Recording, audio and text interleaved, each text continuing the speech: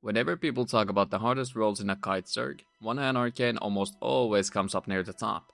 And I'm not surprised. There are almost no kites out there, and in a role like this where you take the full responsibility if the enemy zerg or a bomb squad full wipes you, no doubt people don't wanna start playing it.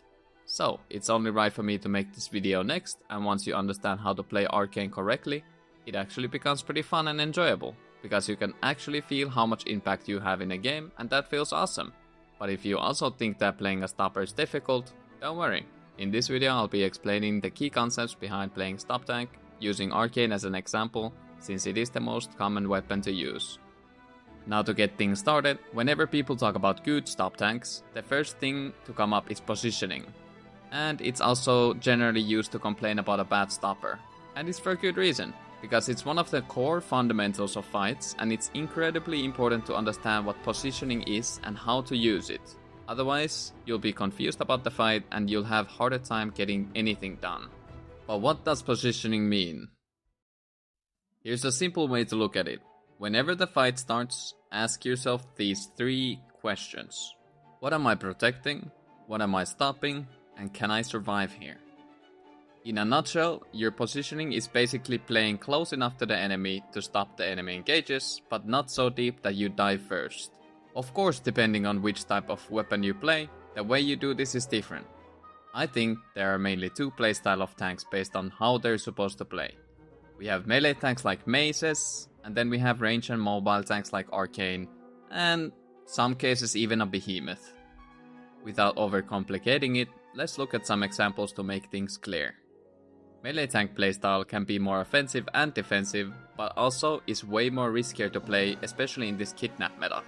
But Arcane on the other hand offers a lot more skills and allow you to play anti-kidnap, so you can play deep and prevent deep engages, or you can bait engages on yourself without actually being in much of a danger. And this is why people opt into playing Arcane rather than anything else. Now let's go back to the questions. Unless you have a shoe size IQ, you can very confidently answer to the first question, but the second one requires a bit more knowledge. So what are you actually stopping? Answer to this depends on your enemy. Before the fight starts, you have to find out what the enemy comp is, what are their weak and strong points, and how many cooldowns they have. Here's where marking comes into play.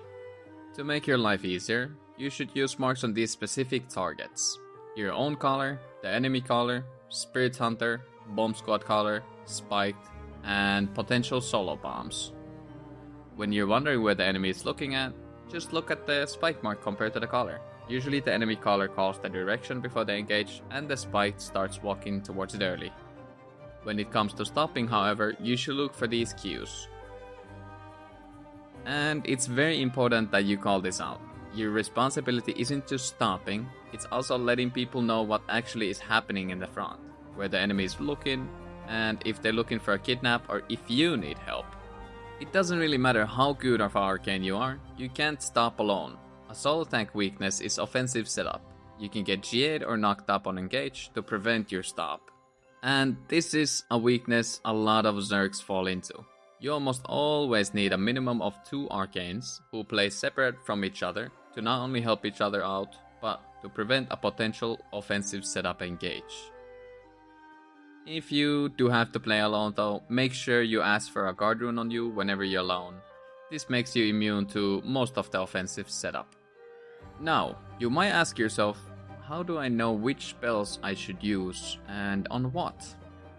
Arcane Kit is very preference based, but after the recent Demon Helm rework, it would be silly not to run it.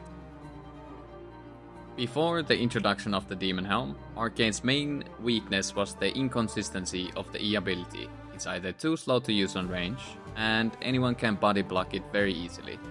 But now with the Demon Helmet, you can consistently stop from range without having to worry about the body blocks.